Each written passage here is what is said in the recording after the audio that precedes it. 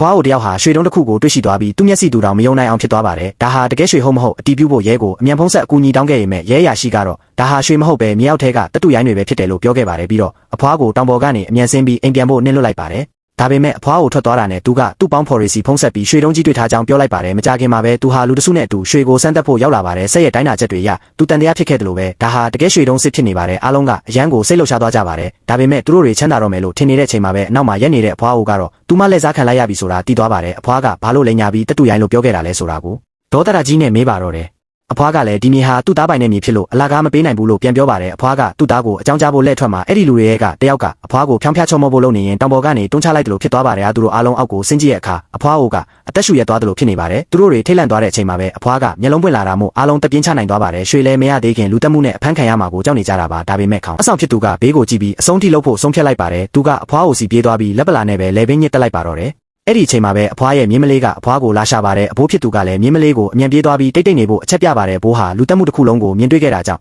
မြင်းမလေးကိုဒီနေရာကနေခေါ်ထုတ်သွားဖို့ပဲစူးစမ်းပါတော့တယ်ဒါပေမဲ့သူတို့နှစ်ယောက်တောင်ပေါ်ကနေခိုးထွက်ဖို့စူးစမ်းချိန်မှာပဲလူတက်သမားတွေနဲ့ထိတ်တိုက်တိုးပါတော့တယ်